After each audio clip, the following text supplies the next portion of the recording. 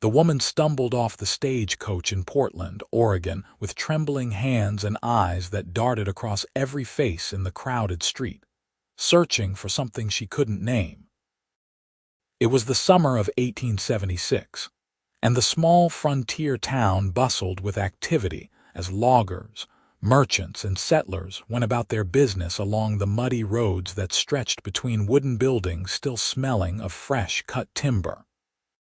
She clutched her carpetbag tighter, feeling the weight of complete emptiness inside her mind except for one thing, one singular image that burned bright and clear. A man's face, angular and weathered, with eyes the color of storm clouds and a scar running just above his left eyebrow. "Miss, you all right?" The stagecoach driver peered down at her with concern etched across his grizzled features. She opened her mouth to respond, but nothing came. No name, no destination, no purpose. Just that face, haunting her like a ghost she couldn't exorcise. "I don't know," she finally managed, her voice hoarse and uncertain. "I don't know why I'm here." The driver frowned, then shrugged and tossed down her trunk, which landed with a heavy thud in the dirt. "Well, good luck to you, miss."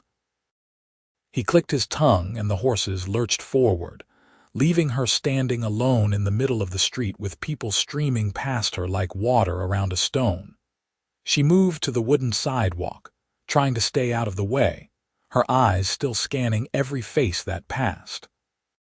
The sun beat down mercilessly, and she realized she was desperately thirsty. A saloon stood nearby, its doors swinging open to reveal dim coolness inside, but something told her that wasn't the right place for a woman alone. Instead, she spotted a general store across the street and made her way toward it, dodging a wagon loaded with lumber. Inside, the store smelled of coffee beans, leather, and tobacco. A plump woman behind the counter looked up from her ledger and smiled warmly. "Afternoon, dear. What can I help you with?" "I need water," she said. "Please." The woman's smile faltered slightly, perhaps noticing something off in the stranger's demeanor, but she nodded and fetched a ladle from a bucket. "Here you are. You look worn out, just arrived on the stage." She drank gratefully, the cool water soothing her parched throat. "Yes, I'm looking for someone." "Well, this is a small town. I know most folks around here. Who are you looking for?" That was the problem, wasn't it? She knew his face as clearly as she knew her own reflection, but his name remained locked behind the wall in her mind. "A man," she began slowly. "Tall, with gray eyes and a scar above his left eyebrow, dark hair, maybe in his late 20s. The shopkeeper's expression shifted to something unreadable. "That sounds like Zachary Turner. He's got a ranch about 5 miles north of town. Keeps to himself mostly, but he comes in for supplies every few weeks. Zachary Turner." The name resonated somewhere deep inside her, like a bell ringing in a cathedral she couldn't quite remember visiting. "Where can I find him?" "Well, like I said, his ranch is north of here. But honey, you can't just go walking out there alone. It's not safe, and besides, you look like you're about to collapse. When's the last time you ate?" She tried to remember but couldn't.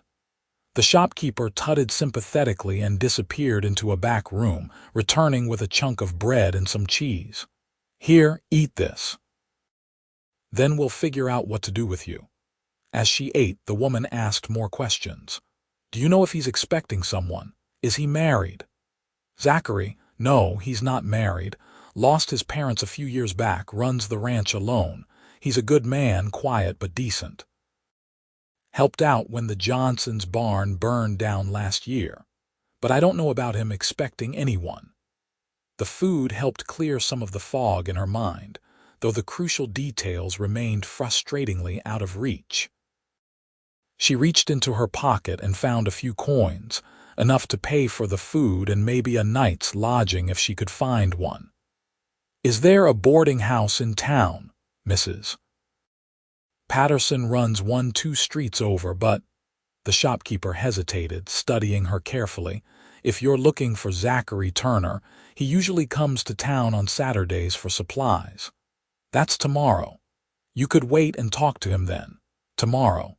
She could wait one more day, couldn't she?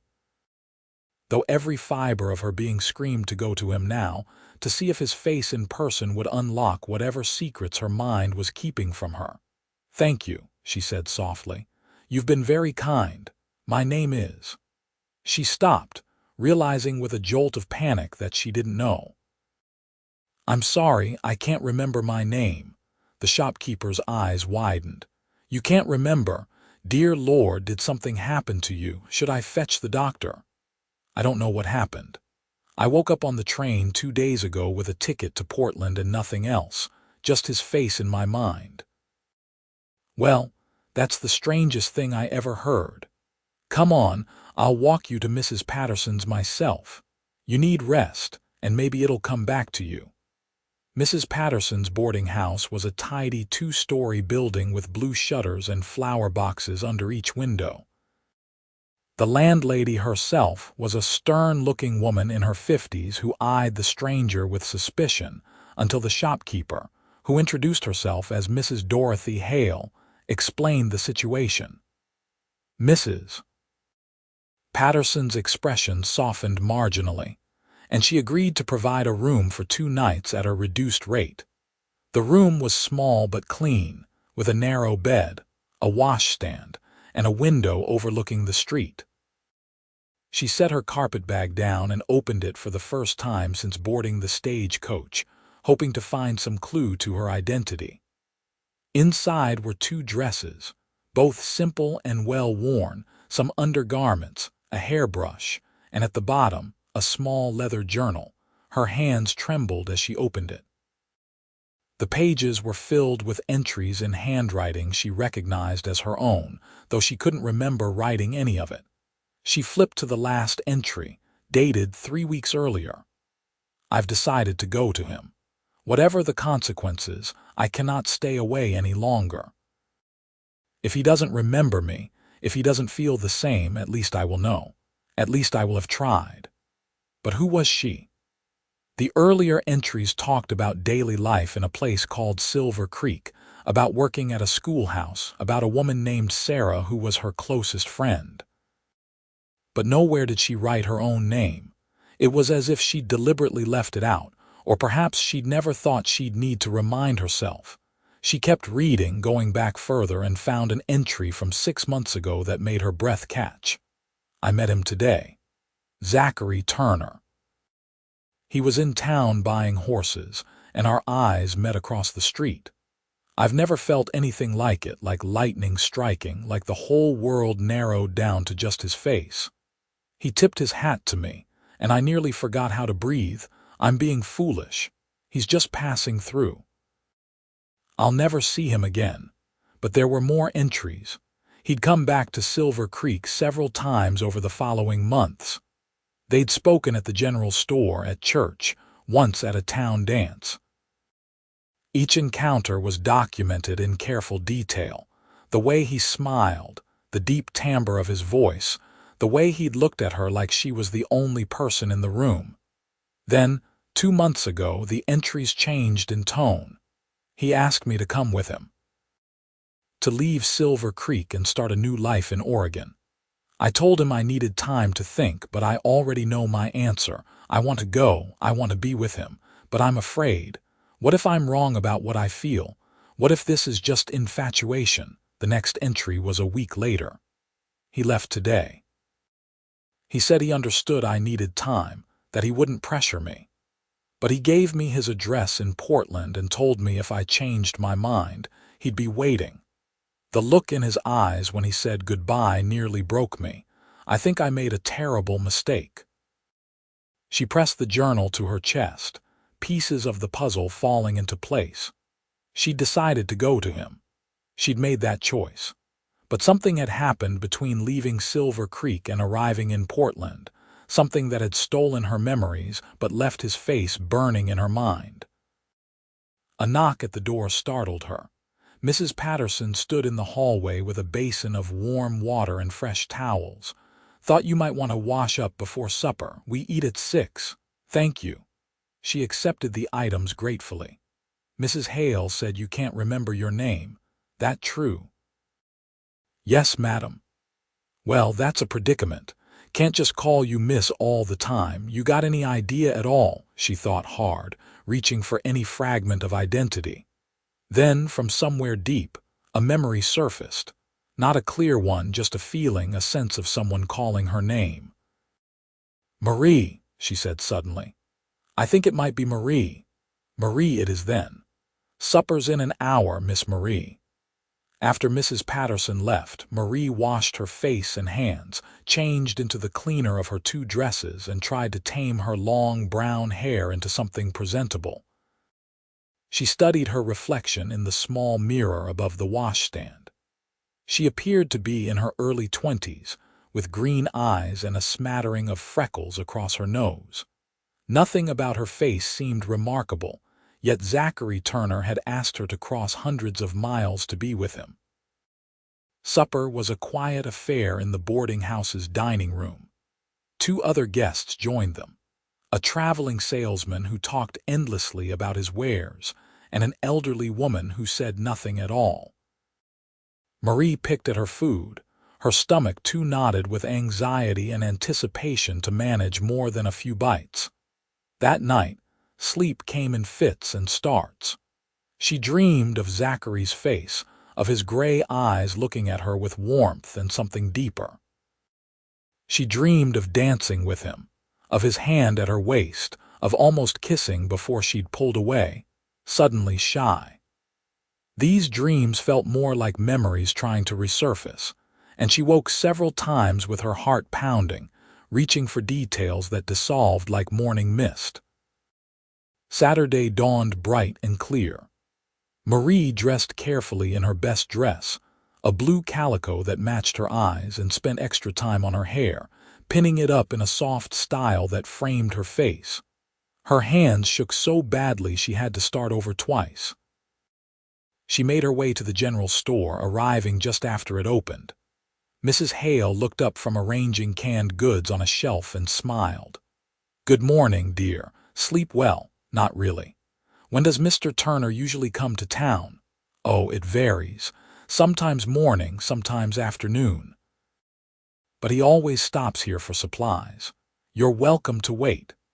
Marie positioned herself near the window where she could watch the street. The morning crawled by with agonizing slowness.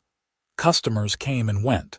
Mrs. Hale made conversation when she could, but Marie barely heard any of it. Her entire being was focused on the street outside, watching for a tall man with dark hair and gray eyes. It was nearly noon when she saw him. He rode into town on a chestnut horse, sitting easy in the saddle with the confidence of a man who'd spent his life riding. Even from a distance, even though she'd only seen his face in her mind's eye, she knew it was him. Her breath stopped. Her heart seemed to forget how to beat. He dismounted in front of the saloon, tied his horse to the hitching post, and started down the wooden sidewalk toward the general store.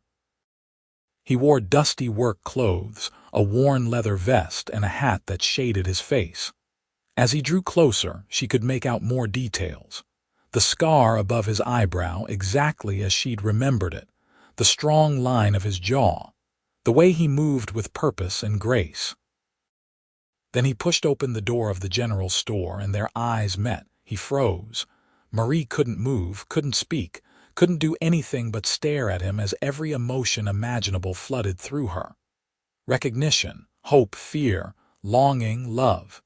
Yes, love. Even without her memories, she knew with absolute certainty that she loved this man. "Marie." His voice was rough, disbelieving. "Marie Johnson. Her last name was Johnson." "Zachary," she whispered. He crossed the space between them in 3 long strides, his hands reaching for her, then stopping just short of actually touching her, as if he was afraid she might disappear. "What are you doing here? I thought you'd decided not to come." "It's been weeks since I left Silver Creek, and I didn't hear anything, so I thought." "I came," she said, her voice breaking. "I left Silver Creek 3 weeks ago, But Zachary, something happened. I don't remember what. I woke up on the train with no memory of anything except your face. I didn't even remember my own name until yesterday." His expression shifted from joy to concern. "You don't remember? What do you mean?" "I mean everything is gone. I found a journal in my bag that helped me piece some things together. I read about Silver Creek, about meeting you, about you asking me to come here. But I don't actually remember any of it. The only thing I knew for certain when I arrived was your face and that I needed to find you." Mrs. Hale, who'd been pretending not to listen, gave up the pretense entirely. "Zachary Turner, you know this girl?" "Yes," he said, not taking his eyes off Marie. "She was supposed to come here too." He paused, seeming to choose his words carefully. "To visit, to see if she might want to make a life here." Marie felt heat rise to her cheeks. The journal had been clear about his intentions and her own, but hearing him speak of it aloud made it real in a different way. "Well, she arrived yesterday with no memory and no place to go. Lucky thing she remembered your face, or Lord knows what might have happened to her." Zachary finally touched her then, his hand gentle on her elbow. "Are you all right? Are you hurt?" "I don't think so. I'm just lost. Everything inside is blank except for you." Something passed across his face, an emotion too complex to name. "Come on, let me take you home. You can rest there, and maybe being in one place will help your memory come back." "But you don't know me," she protested weakly.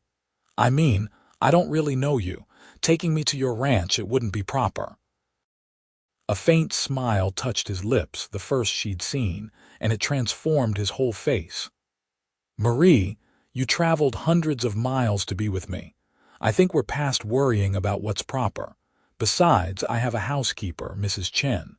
She lives in the small cabin on the property with her husband. It'll be respectable enough." Mrs. Hale nodded approvingly. "That's sensible. The girl needs somewhere safe to stay while she recovers her memory. Can't keep her at the boarding house forever." Marie looked between them, feeling the decision being made around her but not minding it. Every instinct told her to trust Zachary, to go with him, to let him help her.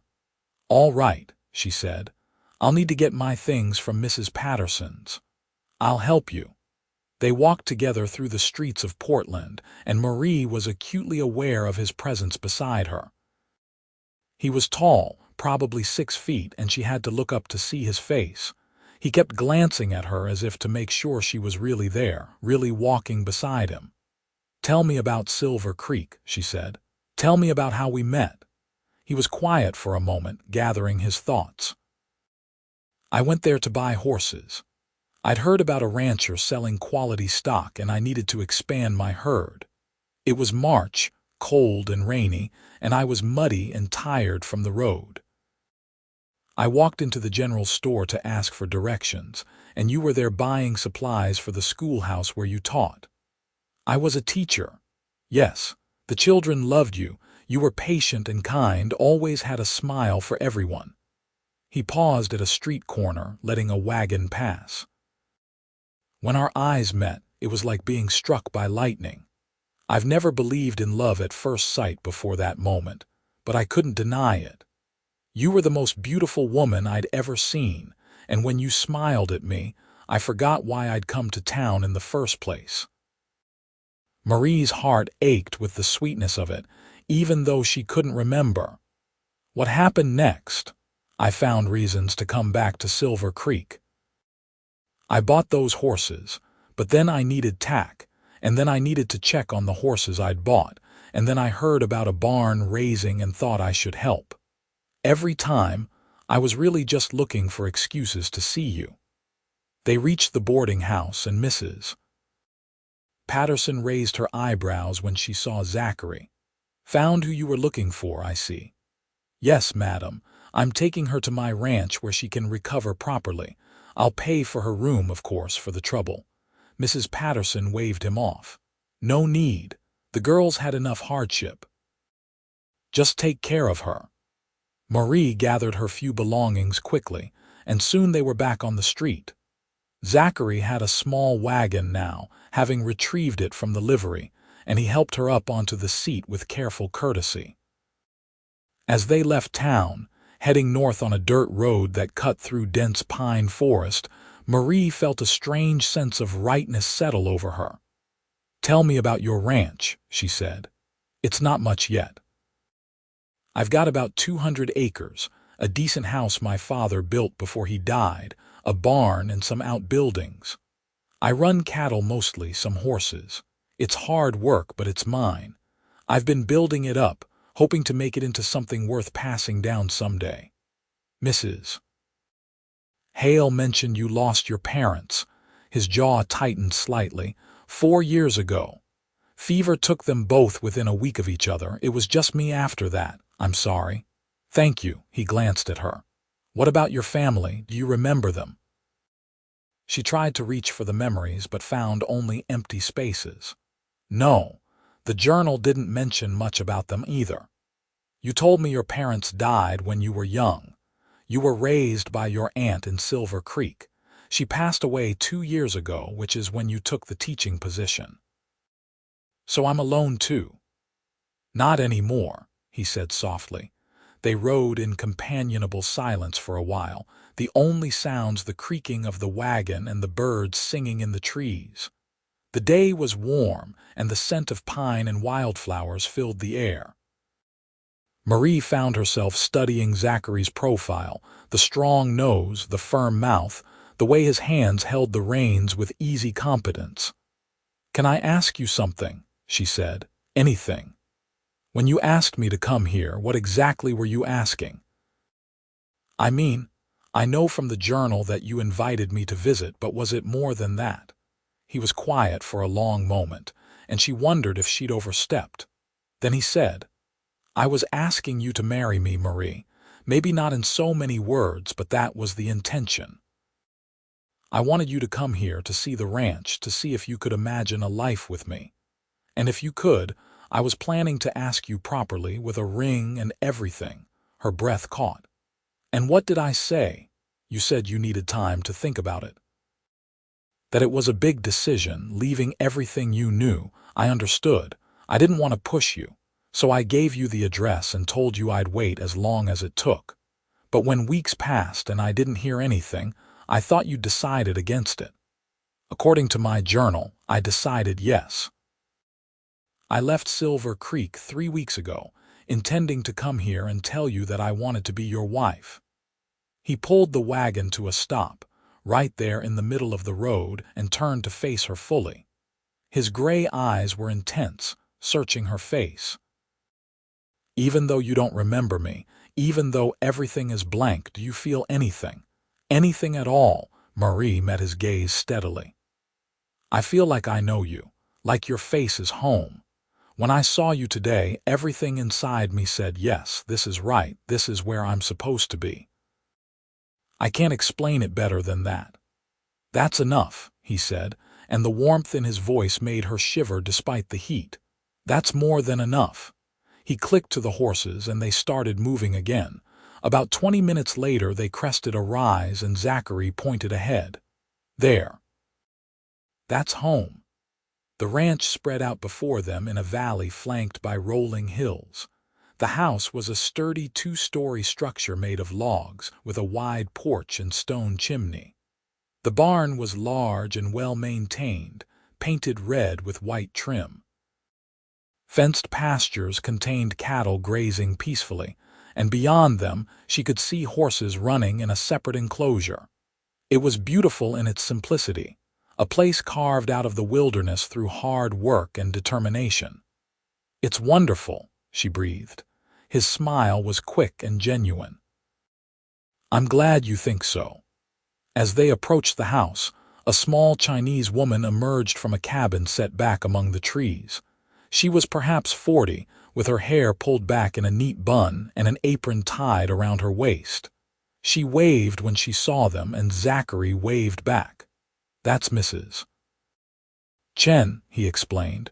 "She and her husband Y help me run the place. She cooks and keeps the house, and he helps with the ranch work. They're good people." Mrs. Chen met them at the porch, her dark eyes curious but kind as she looked at Marie. "Mr. Turner, you bring guest." "This is Miss Johnson. She'll be staying with us for a while. Marie, this is Mrs. Chen. Just call me Marie, please." She climbed down from the wagon, grateful when Zachary steadied her with a hand at her waist. Mrs. Chen's eyes brightened with understanding. "Ah, the lady from Silver Creek. We prepare room for you, wait long time. Mr. Turner, he talk about you." Marie felt a flush of pleasure at that. "He did?" "Every day," Mrs. Chen said with a knowing smile. "He say she will come, I know she will come, and now you hear." Zachary looked slightly embarrassed but didn't deny it. "Let's get you settled inside. You must be tired." The house was cool and dim after the bright sunshine. The main room was large with a stone fireplace, comfortable furniture, and windows that let in plenty of light. Everything was neat and clean, clearly well cared for. A staircase led to the second floor, and Zachary gestured for her to follow him up. "There are 3 bedrooms up here. Mine is at the end of the hall. I've had Mrs. Chen prepare this one for you." He opened a door to reveal a lovely room with a large bed covered in a colorful quilt, a dresser with a mirror, a wardrobe, and a cushioned chair by the window. "I hope it's comfortable." "It's perfect," Marie said, meaning it. The room felt welcoming, like it had been prepared with care specifically for her. "I'll bring up your things. Why don't you rest for a bit? We'll have supper in a few hours and you can meet Y then." After he left, Marie sat on the edge of the bed, trying to process everything that had happened in the last day. She was in the home of a man she didn't remember, a man who loved her and wanted to marry her, a man whose face had been the only constant in the chaos of her lost memories. It should have felt strange or frightening, but instead it felt right. She unpacked her few belongings, hanging her dresses in the wardrobe and placing her hairbrush on the dresser. The journal she kept with her, setting it on the bedside table. Maybe tonight she would read more, try to piece together more of the woman she had been. A knock at the door startled her. "Come in." Zachary entered, carrying a pitcher of water and a glass. "Thought you might be thirsty. Also, I wanted to ask if you'd seen a doctor about your memory." "No. I was only in town one day before you arrived. We should have Doc Morrison take a look at you, make sure there's no injury or illness causing it." "All right. When can we do that?" "I'll ride to town tomorrow and ask him to come out. He makes house calls for serious cases, and I'd say this qualifies."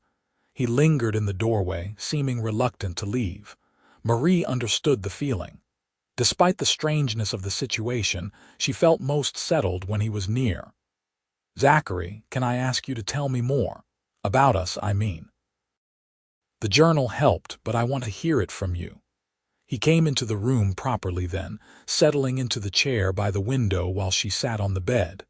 The afternoon light slanted across his face, highlighting the scar above his eyebrow. "What do you want to know?" "Everything. How many times did we meet? What did we talk about? How did you know you wanted to marry me?" A soft expression crossed his features, something tender and vulnerable. "We met properly 7 times, not counting seeing each other around town. The first time was in the general store, like I said. The second was at church the following Sunday. You were wearing a green dress, and you were teaching the Sunday school children their lessons. I stayed after the service just to watch you with them." "What were the other times?" "The third time was at the barn raising I mentioned. You brought food for everyone, and we talked while we ate. You told me about your teaching, about how much you loved watching the children learn. I told you about the ranch, about my dreams for it. The fourth time was at a town dance.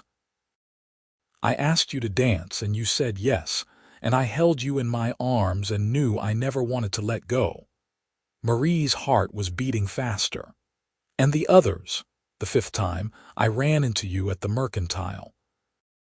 You were buying fabric to make a new dress for one of your students whose family had fallen on hard times. I bought the fabric for you and 3 more bolts besides. You protested, but I insisted. The 6th time, I called on you properly at your home.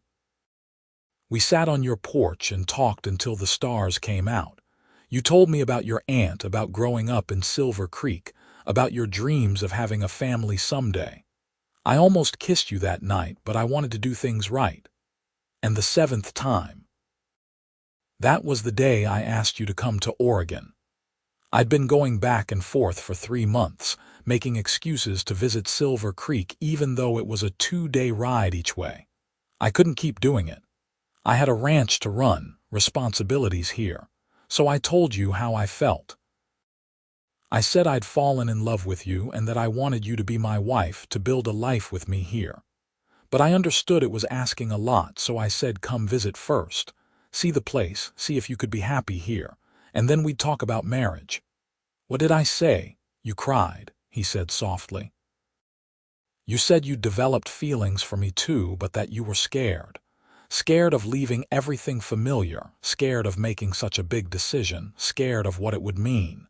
So I gave you time. But I decided to come. You did. And even though you don't remember deciding, you're here. That has to mean something.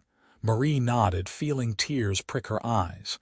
It means I loved you, even without the memories. I know that much is true. His eyes widened slightly. Loved or love, she thought about it, examining her feelings carefully. Love, she said finally. I don't have the memories to explain why, but when I look at you, everything inside me says this is the man I'm meant to be with. Is that crazy? No. He stood and crossed to the bed, kneeling in front of her so their eyes were level. It's not crazy at all. I feel the same way. I've felt it since the moment I first saw you. They were very close now, close enough that she could see the gold flecks in his gray eyes, could feel the warmth radiating from him. Almost unconsciously, she leaned toward him and he met her halfway. The kiss was soft, gentle, questioning. Her first kiss as far as she could remember, though it felt like coming home. When they pulled apart, both were breathing a little harder. I'm sorry, Zachary said. I shouldn't have done that. You're confused and vulnerable and I took advantage. No, Marie said firmly. You didn't. I wanted you to kiss me. I've wanted it since I saw you in the store today. Still, we should take things slow. Give you time to remember, to be sure. She wanted to argue, to tell him she was already sure, but she understood his caution. All right, we'll take it slow. He stood, putting a proper distance between them again. I should go check on the animals before supper. Rest if you can. Mrs. Chen will call you when the food is ready. After he left, Marie lay back on the bed, her fingers touching her lips where he'd kissed her. Already, she could feel pieces of herself coming back together. Not memories exactly, but a sense of wholeness, of being in the right place with the right person. She must have dozed off because the next thing she knew, there was a gentle knock at the door and Mrs. Chen's voice calling, Miss Marie. Supper ready. The dining room was warm and inviting, lit by oil lamps that cast a golden glow over everything. Wei Chen turned out to be a quiet man in his 50s who spoke little English but communicated volumes with his kind eyes and gentle manner. The meal was delicious. Roast chicken, vegetables from Mrs. Chen's garden, fresh bread, and apple pie for dessert. The conversation flowed easily. Zachary told her about the ranch operations, about the cattle drive he was planning for next month, about his hopes to expand the horse breeding program. Mrs. Chen chimed in with stories about the neighbors, about the town's upcoming 4th of July celebration, about the new reverend who just arrived from San Francisco. After supper, Zachary invited Marie to sit on the porch with him. The sun was setting, painting the sky in shades of orange and pink. They sat in rocking chairs, a respectful distance apart, and watched the day fade into twilight. Tell me about your childhood, Marie said. I want to know everything about you, so he told her. About growing up on this ranch, learning to ride before he could walk, helping his father with the cattle and his mother in the garden. About the hard winter when he was 12 and they almost lost everything, how they'd pulled through by determination and the help of neighbors. About his mother's love of books, how she taught him to read by lamplight every night. About his father's skill with horses, how he could gentle even the wildest mustang with patience and kindness. They sound wonderful, Marie said when he'd finished. They were. I miss them every day. But I try to honor them by making this ranch into something they'd be proud of. I think they would be very proud of you. He reached over and took her hand, and they sat like that, fingers intertwined, watching the stars come out one by one. The next morning, Zachary rode to town early to fetch Dr. Morrison. Marie spent the time helping Mrs. Chen with household chores, grateful for something to keep her hands busy. She found she knew how to cook, how to clean, how to mend clothing. These skills must have been so deeply ingrained that even losing her memory couldn't erase them. Dr. Morrison arrived just before noon, a portly man in his 60s with shrewd eyes and a gentle manner. He examined Marie thoroughly, checking her eyes, her reflexes, asking her questions about what she could and couldn't remember. "There's no physical injury that I can detect," he said finally. "No bumps on the head, no signs of illness." Sometimes the mind protects itself from trauma by blocking out memories. It's possible something frightening or painful happened during your journey and your brain simply decided to lock it away. "Will the memories come back?" Marie asked. "They might, or they might not. I've seen cases go both ways. My advice is not to force it. Let yourself settle, feel safe, and the memories may return on their own. Trying too hard to remember can sometimes make it worse." After the doctor left, Zachary found Marie in the kitchen. "Well, at least we know you're not injured." "That's something. But I might never remember," she said, voicing her fear. "Would that be so terrible?" He moved closer, his voice gentle. "I know who you are, Marie. I can tell you everything you want to know. And maybe making new memories together is better than dwelling on the ones you've lost." She considered that. "You're right. I have the journal, I have you, I have the chance to start fresh. Maybe that's not such a bad thing. That's the spirit," he smiled. "Now, I have work to do, but I was wondering if you'd like to come with me. I'm going to check on the horses, and I thought you might enjoy seeing them." She agreed eagerly, and they walked together to the horse pasture. There were about a dozen horses, ranging from a massive black stallion to several mares with foals at their sides. Zachary whistled, and the stallion trotted over, nuzzling his hand affectionately. "This is Thunder," Zachary said, stroking the horse's neck. "He's the foundation of my breeding program, strongest, smartest horse I've ever known." Marie reached out tentatively, and Thunder sniffed her hand before allowing her to pet him. "He's beautiful." "You rode well," Zachary said suddenly. "I remember you told me your aunt had a horse when you were growing up. You learned to ride as a child. Did I have a horse in Silver Creek?" "No, but you borrowed the pastor's mare sometimes to ride out to visit families who lived on the outskirts of town. You said riding made you feel free." As if to test this, Zachary saddled up 2 horses, one for each of them. Marie found herself mounting easily, her body remembering even if her mind didn't. They rode out across the ranch, and she felt a surge of joy at the feeling of wind in her hair and powerful muscles moving beneath her. They rode for over an hour, Zachary pointing out the boundaries of his property, the creek where the cattle watered, the high meadow where wildflowers grew thick in the spring. Marie soaked it all in, feeling more and more connected to this place, to this life. When they returned to the barn, she helped him unsaddle the horses and rub them down. Working alongside him felt natural, comfortable. They moved around each other easily, and she found herself watching the way his muscles flexed as he worked, the concentration on his face, the gentleness with which he handled the animals.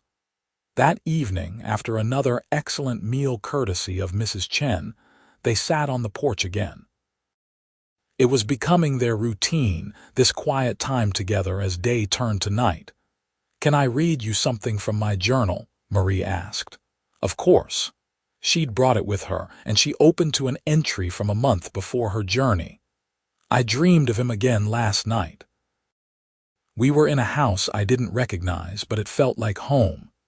There were children playing in the yard, and Zachary was teaching a little boy to ride a horse while I watched from the porch. When he saw me looking, he smiled that smile that makes my heart race. In the dream, I was perfectly happy. When I woke up, I felt such a sense of loss because it wasn't real, but maybe it could be. Maybe if I'm brave enough to say yes, that dream could become reality." Zachary was quiet for a long moment. "Is that what you wanted? Children, a family?" "According to this, yes. And I still want it, I think. Even without the memories, that image feels right. Does it feel right to you?" "Yes," he said softly. "I want all of that. With you." They fell into silence again, but it was charged with possibility, with the weight of the future stretching out before them. The days turned into a week, then two. Marie settled into life on the ranch with surprising ease. She helped Mrs. Chen with cooking and preserving the summer harvest. She tended the vegetable garden, learning which plants were herbs and which were weeds. She spent time with the horses, growing especially fond of a gentle mare named Sunshine who followed her around the pasture like a puppy. And she spent time with Zachary. Every evening without fail, they sat on the porch and talked. He told her stories about the town, about his friends and neighbors, about his dreams for the ranch's future. She read him passages from her journal, sharing the thoughts and feelings of a woman she was getting to know all over again. Her memories still hadn't returned, but she found herself caring less and less. The woman she was becoming, shaped by this place and this man, felt true and right. She laughed more easily now, smiled more often. The fear and confusion that had gripped her when she first arrived in Portland had faded, replaced by contentment and growing love. 3 weeks after her arrival, Zachary asked her to accompany him on a ride to the high meadow. They packed a picnic lunch and set out mid-morning, following a trail that wound up into the hills behind the ranch. The day was perfect, warm but not too hot, with a gentle breeze that carried the scent of pine and wildflowers. The meadow was breathtaking. Flowers carpeted the ground in every color imaginable: purple lupines, red paintbrush, yellow balsamroot, white daisies. Mountains rose in the distance, their peaks still capped with snow despite the summer heat. A small stream burbled through the middle of the meadow, its water clear and cold. They spread a blanket under a large pine tree and unpacked the lunch Mrs. Chen had prepared. As they ate, Marie felt a sense of peace so profound it almost brought tears to her eyes. "What are you thinking?" Zachary asked, noticing her expression. "That I'm happy," she said simply. "Happier than I can ever remember being, which I suppose isn't saying much given my memory, but still. I feel like I'm exactly where I'm supposed to be." He set down his food and turned to face her fully. "Marie, I need to tell you something. These past weeks with you have been the best of my life. Getting to know you all over again, watching you discover yourself, seeing you smile and laugh and become part of this place. I loved the woman I met in Silver Creek, but I love the woman you are now even more." Her heart was pounding. "Zachary, let me finish. I know the circumstances aren't ideal. I know you're still recovering from whatever happened to you, but I can't wait any longer. I love you, Marie Johnson. I want to marry you, to spend every day for the rest of my life with you. I want to have children with you and build a future together. Will you marry me? He pulled a small box from his pocket and opened it to reveal a simple gold band with a small diamond. I bought this before I left Silver Creek, hoping I'd get the chance to give it to you. Say yes. Please say yes. Tears were streaming down Marie's face now, but they were happy tears. Yes, she said. Yes, I'll marry you. He slipped the ring onto her finger and then he was kissing her, deep and passionate and full of promise. She kissed him back with equal fervor, pouring all her love and hope and joy into it. When they finally pulled apart, both were breathing hard. When? She asked. Whenever you want. Tomorrow if you'll have me, she laughed. Let's give it a little more time than that. I want to do it properly. I want a real wedding with witnesses and a celebration. Then we'll do it properly. We'll talk to Reverend Matthews, set a date, invite the whole town if you want. I just want our friends and neighbors, the people who matter to us. Then that's what we'll have.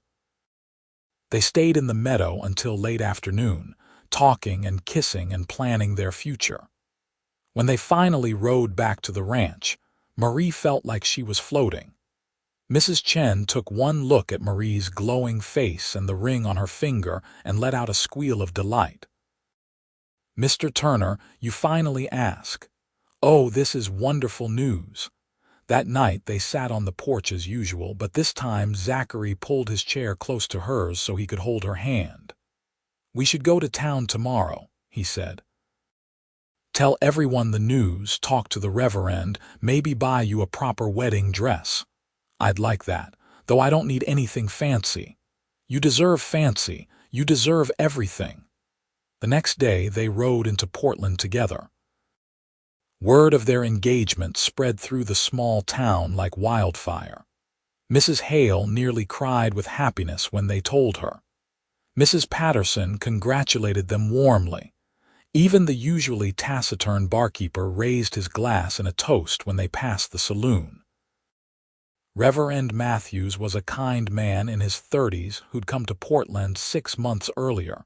He listened to their story with interest and compassion. It's most unusual, he said, but I can see you two are meant for each other. When would you like the ceremony? They decided on a date 4 weeks away, giving them time to prepare properly. Marie found a seamstress who could make her a dress, a simple but elegant design in cream-colored silk. Zachary ordered supplies for a small reception at the ranch. The weeks flew by in a flurry of preparation. Marie worked with Mrs. Chen to plan the menu for the reception. She and Zachary rode out to neighboring ranches to personally invite people. She wrote a letter to the school in Silver Creek, hoping someone there might be able to send word to any friends she'd had, though she wasn't sure anyone would come so far. 2 weeks before the wedding, something unexpected happened. Marie was in the kitchen, helping Mrs. Chen bake pies when she smelled apples cooking with cinnamon. The scent triggered something deep in her mind, and suddenly she was somewhere else. She was standing in a different kitchen, smaller and more cramped. A woman who looked like an older version of herself stood at the stove, stirring a pot of apples. The woman turned and smiled, and Marie heard herself say, "Aunt Clara, can I help?" The memory faded as quickly as it had come, but it left Marie gasping. "I remembered something," she whispered. Mrs. Chen looked at her with concern. "You okay?" "I remembered my aunt. Just a flash, just a moment, but I saw her face. I heard my voice calling her Aunt Clara. That evening she told Zachary about it. Do you think the rest will come back?" she asked. "I don't know. Does it matter?" "Not really. I'm curious, but I'm not desperate for it the way I was at first. I have everything I need right here." He kissed her softly. "That's good. But if the memories do come back, that's fine too. Whatever happens, we'll face it together." Over the next week, more small memories surfaced. She remembered learning to ride on a dappled gray mare named Misty. She remembered her first day teaching school, how nervous she'd been. She remembered a friend named Sarah who'd been like a sister to her. But the big things, the important things, remained locked away. She did remember, in scattered fragments, meeting Zachary, not the full encounters he'd described, but moments. The way her stomach had fluttered when he'd smiled at her in the general store, the warmth of his hand on her waist as they danced, the sound of his laughter as they talked on her porch. The night before the wedding, according to tradition, Marie stayed at Mrs. Patterson's boarding house while Zachary remained at the ranch. It felt strange to be apart from him after weeks of spending every day together. She lay in bed, too excited to sleep, thinking about the fact that tomorrow she would become his wife. There was a knock at her door and Mrs. Patterson entered carrying a lamp. "Thought you might be awake. Too excited to sleep." "Yes, madam. May I?" She gestured to the chair by the bed and Marie nodded. "I wanted to tell you something.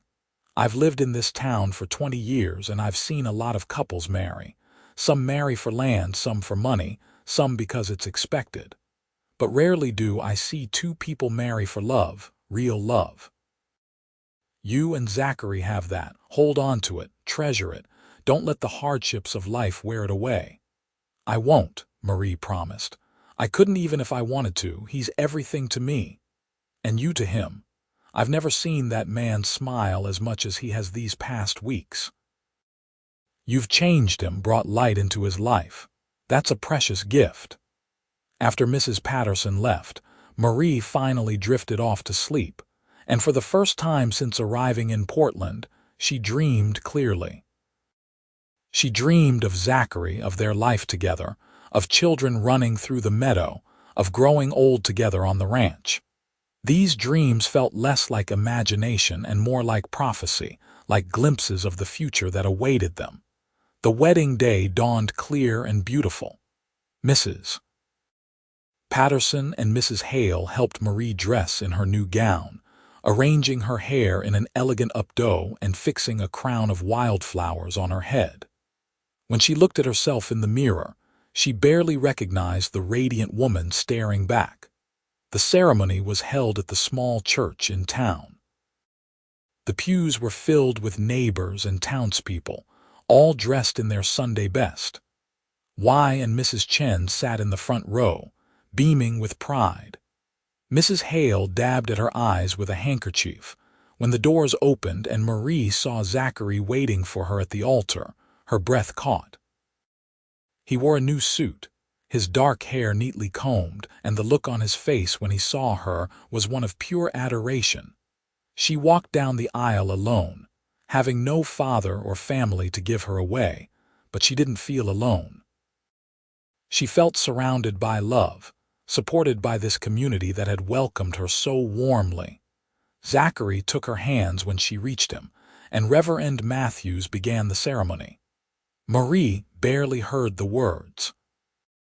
She was too focused on Zachary's face, on the way he was looking at her like she was the most precious thing in the world.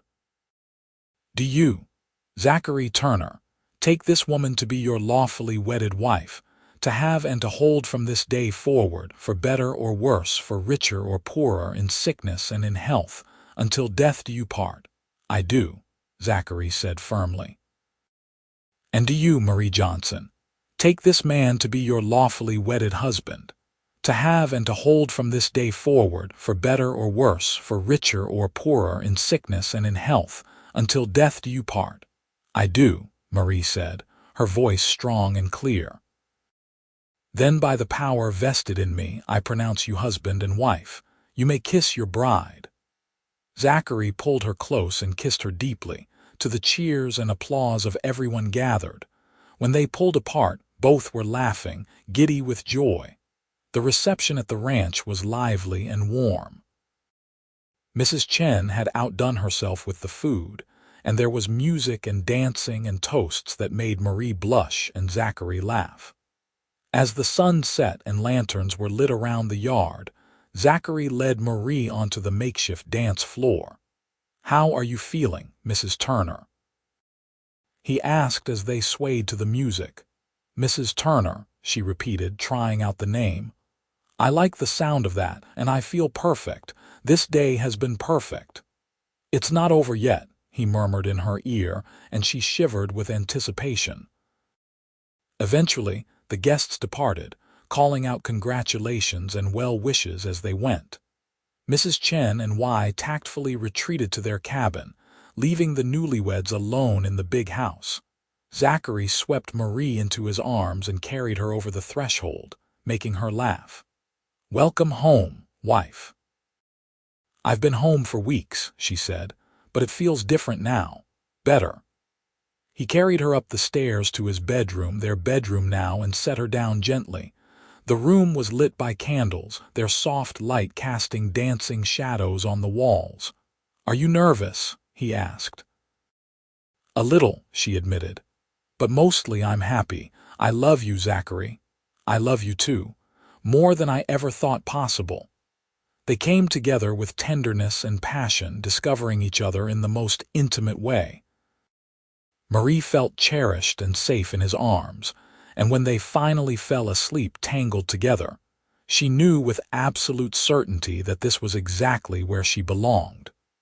The next morning, Marie woke to find Zachary already up, standing by the window and looking out at the ranch. She admired the sight of him in the early light, the strong lines of his body, the peacefulness of his expression. "Good morning, husband," she said softly. He turned and smiled, that smile that made her heart race. "Good morning, wife. How did you sleep?" "Wonderfully. Come back to bed." He did, pulling her close. "I was just thinking about how much my life has changed in the past 2 months. I went from being alone to having everything I ever wanted." "Me too.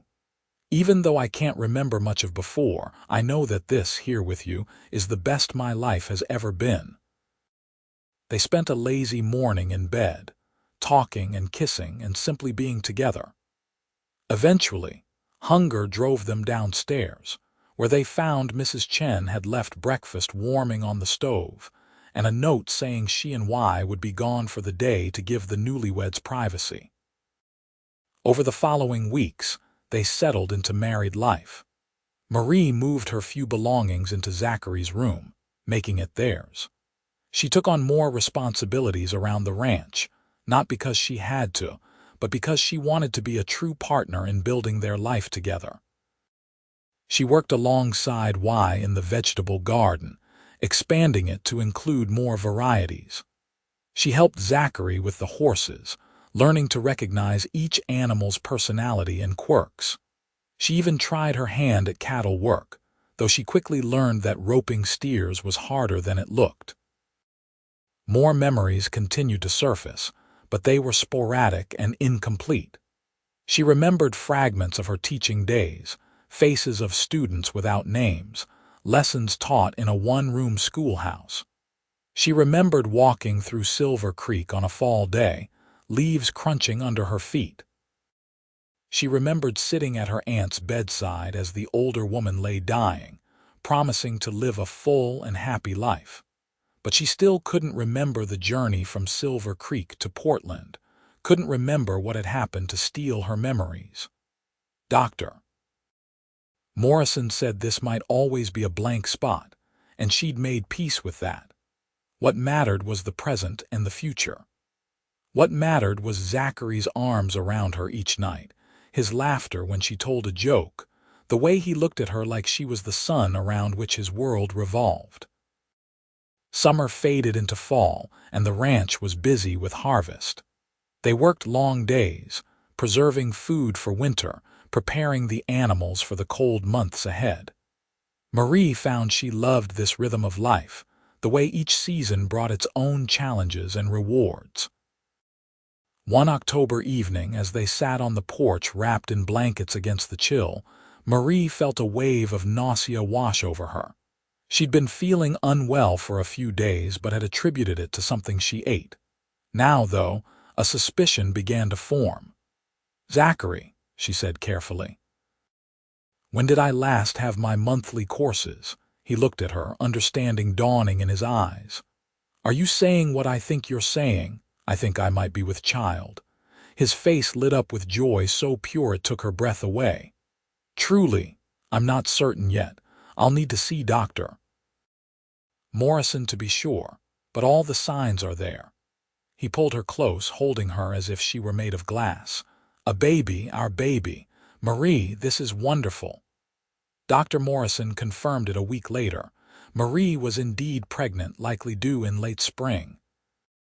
Zachary was beside himself with happiness, immediately starting to plan for the baby's arrival. He began work on a cradle, carving it from cherry wood with meticulous care. Mrs. Chen started knitting tiny clothes. The whole household buzzed with excited anticipation. Winter came, and with it, snow that blanketed the ranch in white. Marie grew larger with the baby, and Zachary became increasingly protective. He didn't want her lifting anything heavy, riding horses, or doing any work he deemed too strenuous. She found it endearing even when it was frustrating. Christmas was a quiet celebration, just the four of them. They exchanged simple gifts and shared a feast Mrs. Chen had prepared. Zachary gave Marie a beautiful shawl he'd bought on a trip to town, and she gave him a new hat she'd had made by the local hatter. But the best gift was simply being together, warm and safe while snow fell outside. As winter gave way to spring, Marie grew larger and more uncomfortable. The baby was active, kicking and moving constantly. Zachary would place his hand on her belly each night, marveling at the movements of their child. "Do you hope for a boy or a girl?" Marie asked one evening. "I don't care. As long as the baby is healthy and you're safe, nothing else matters." "I think it's a boy," she said. "I don't know why, but I feel it." In late May, just over a year after Marie had first arrived in Portland, the baby decided it was time. The labor was long and difficult, lasting through the night and into the next day. Dr. Morrison and Mrs. Chen attended her while Zachary paced anxiously downstairs, prohibited from the birthing room by social convention. Finally, as the sun set on the second day, Marie gave birth to a healthy baby boy. When Zachary was finally allowed into the room, he found her propped up in bed, exhausted but glowing, holding their son. "Meet your son," she said softly. Zachary approached almost reverently, looking down at the tiny red face of his child. "He's perfect. You're both perfect." His voice was thick with emotion. "What should we name him?" They'd discussed names for months but had never quite settled on one. Now, looking at her son, Marie knew. "Thomas," she said. "Thomas Clark Turner, after your father." "You remembered his name," Zachary said, surprised. "I did." Just now, looking at our son, the memory came back. "Your father's name was Thomas Clark, and he was a good man who would be proud of the man you've become." Zachary kissed her forehead, tears streaming down his face. "Thank you. For him, for everything, for coming into my life and making it complete." The months that followed were a blur of sleepless nights and exhausted days, but Marie had never been happier. Thomas was a good baby, healthy and curious about the world around him. Zachary was a devoted father, taking to the role with natural ease. He would walk Thomas around the ranch in his arms, pointing out horses and cows and trees, telling him stories about the land and the family he'd been born into. When Thomas was 6 months old, sitting up on his own and babbling constantly, Marie realized with a start that she'd been in Portland for over a year and a half. So much had changed in that time. She'd gone from a confused woman with no memories to a wife and mother with a full, rich life. More of her memories had returned over the months, though some gaps remained. She remembered most of her childhood now, her years with Aunt Clara, her time teaching. She remembered falling in love with Zachary, each of their meetings, the way her heart had raced every time she saw him. The only thing she still couldn't remember was the journey itself, and whatever had happened to steal her memories. Dr. Morrison thought perhaps it was better that way, that her mind had protected her from something traumatic and might never release that particular memory. Marie found she didn't mind. Whatever had happened, it had led her here to this life, to Zachary and Thomas and the ranch. She wouldn't change any of it. One evening, when Thomas was asleep in his cradle and Zachary was checking on the animals, Marie sat at the kitchen table and opened her old journal. She'd started a new one since arriving, documenting her new life, but she liked to look back at the old entries sometimes, reading about the woman she'd been. She found the entry about her dream, the one about children playing in the yard and Zachary teaching a little boy to ride. Her vision had come true, or was on its way to coming true. Thomas would learn to ride soon enough, and perhaps there would be more children to fill the yard with laughter. Zachary came in from outside, stamping snow from his boots. It was winter again, their second together as a married couple. He crossed to her and kissed the top of her head, looking down at the journal, reading about the past. Yes, and thinking about the future. What does the future hold, do you think? More of this, she said simply. More love, more children if we're blessed, more years of building this life together. Growing old on this ranch, watching our children grow up and have children of their own. That's all I want, all I need. That sounds perfect to me. Thomas began to fuss in his cradle and Marie went to him, lifting him into her arms. Zachary came to stand beside her and they looked down at their son together. You ever regret it? Zachary asked softly. Coming here, marrying me, building this life? Never. Not for a single moment. I think, even without my memories, my heart knew where I needed to be. It led me to you. I'm glad it did. You've given me everything, Marie. A home, a family, a future. I'll spend the rest of my life making sure you never regret choosing me. And I'll spend the rest of mine loving you. It's the easiest thing in the world. Years passed, and their family grew. 2 years after Thomas came a daughter they named Clara after Marie's aunt. 3 years after that, another son they named William. The ranch prospered under Zachary's careful management, and grew to include more land, more cattle, more horses. Marie became a fixture in the community, known for her kindness and her willingness to help anyone in need. She started a small school on the ranch for the children of neighboring families, putting her teaching skills to good use. Zachary served on the town council and helped organize community projects. Thomas grew into a serious, thoughtful boy who loved the horses as much as his father did. Clara was wild and spirited, always getting into mischief but impossible not to love. William was gentle and bookish, preferring to read in the shade rather than work in the sun. By the time Marie had been in Portland for 10 years, she'd remembered almost everything about her past. The memories had returned gradually, like a fog lifting to reveal familiar landscape. She remembered her parents, who died when she was young. She remembered Aunt Clara raising her with firm love.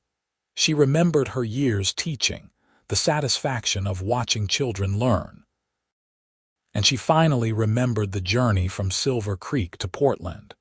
It came back to her in pieces over the course of several months. She'd left Silver Creek full of hope and excitement, eager to see Zachary again. The first part of the journey had been uneventful.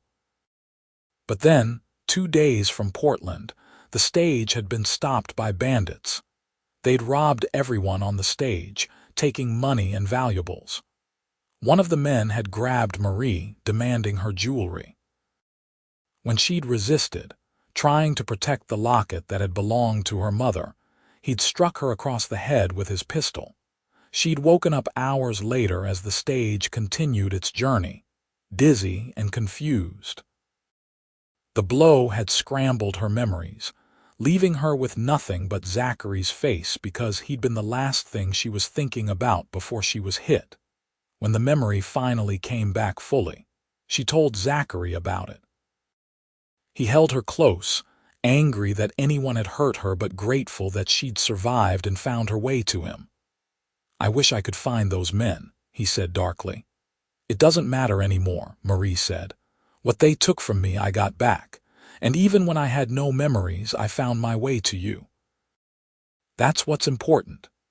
The years continued to pass in a blur of happiness, punctuated by the normal challenges of life. There were hard winters when they worried about losing cattle, dry summers when the creek ran low, illnesses that swept through the family but never seriously. Through it all, Marie and Zachary faced everything together, their love growing deeper with each passing year. When Thomas was 18, he announced he wanted to expand the ranch operations to include more horse breeding. Zachary, now in his late 40s but still strong and capable, agreed immediately. Together, father and son worked to build up the breeding program, and within a few years, Turner Ranch horses were known throughout Oregon for their quality and temperament. Clara surprised everyone by falling in love with the son of a neighboring rancher. She married at 19 and moved to a ranch 20 miles away, close enough to visit regularly but far enough to have her own life. William, true to his nature, became a teacher like his mother, taking a position at the growing school in Portland.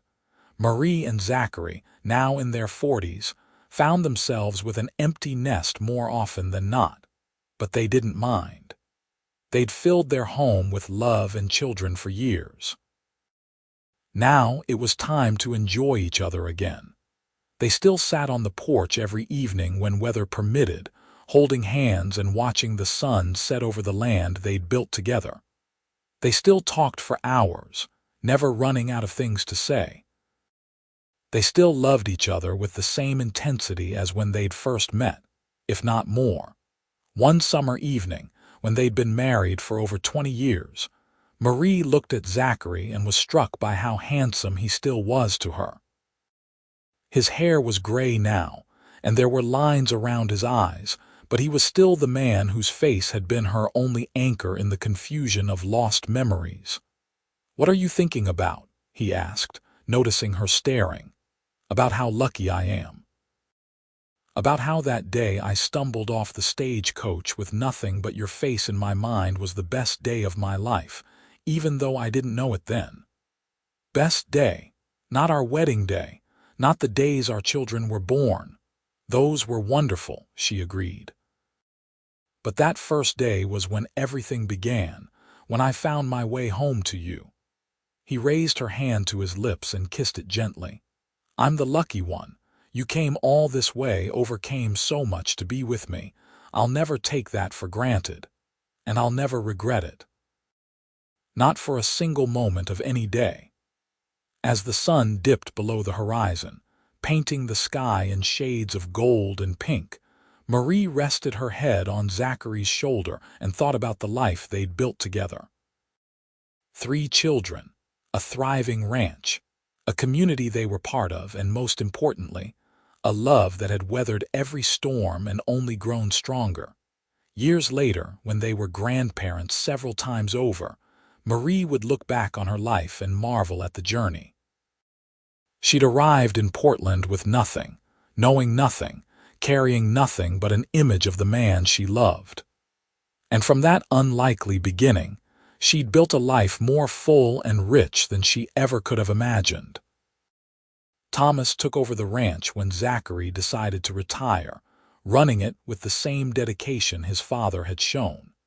He married a kind woman from town and had 4 children who filled the ranch house with noise and laughter.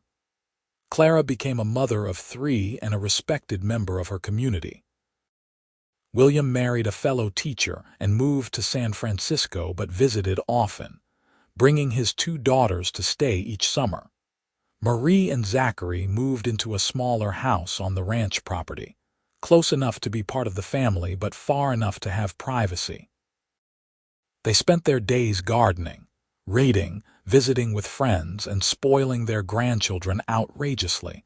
On their 30th wedding anniversary, the family threw a huge celebration.